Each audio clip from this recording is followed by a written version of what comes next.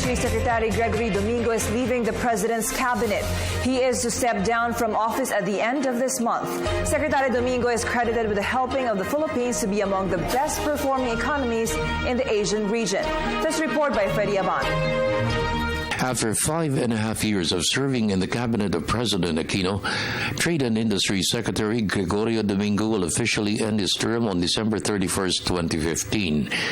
Domingo's resignation was disclosed by Malacanang September 12 prior to the country's hosting of the APEC Leaders Summit meeting in mid-November. In an exclusive interview with PTV News, Domingo expressed his gratitude to the President for his trust and confidence in contributing his share to enhance the country's competitiveness in the global economy. It's been quite a ride during the past 5.5 years. We were able to grow the economy of the Philippines over the last 5 years into a level wherein we are one of the fastest growing in Asia and even the whole world. And we've seen improvement in statistics across the board, whether you talk about unemployment rates, which has drastically come down, or underemployment rates, which has also drastically come down, or whether we talk about foreign direct investments, which has been way up, or we talk about exports, or other economic factors. So all systems go, and the good news is that it's not only for the last 5 years. This high growth rate for the Philippines should continue for decades to come because of demographics, because of our relative growth in wages in the Philippines is much better, a lower inflation rate than our neighbors, because of the young demographics of the Philippines. Our median age is 23 years. That means half of our population is 23 years old and below, which means a huge supply of labor force going forward. Because of our investments in education, healthcare, and infrastructure, which we have reflected in the budget, huge increases in those areas, which will lead to a very sustainable high growth path for the Philippines. And because of that, I expect the Philippines to become a middle-income country in 10 to 20 years' time. Domingo's departure comes at a time when the Philippine economy has risen to be among the best-performing economies in Asia. Domingo cited the President's leadership as the major driving force that catapulted the country to where it is today, laying down the foundation for sustained economic growth for the long term and reducing poverty incidence. A very big part of it is because of President Aquino and his good governance agenda, yung daang matuwid.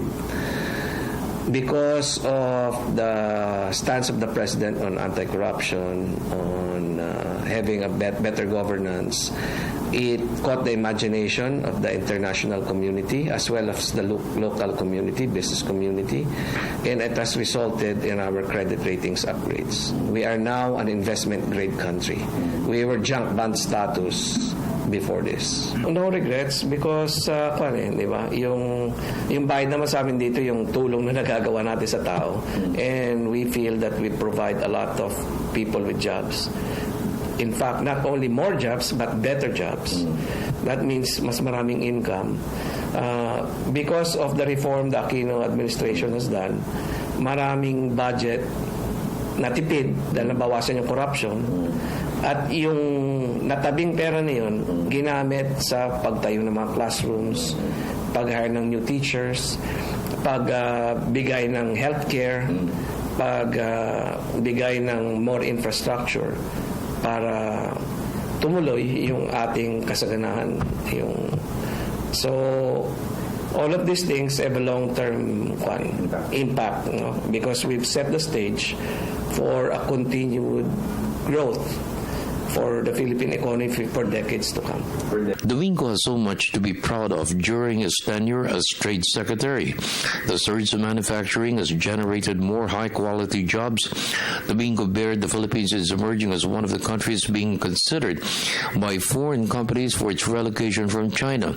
The mainland's cost for doing business has risen as one of the most expensive in Asia. Manufacturing, because of the rising cost primarily in China relative to the Philippines, that we are seeing a lot of the flows from China to other ASEAN countries, and Philippines is one of the bigger beneficiaries of this move.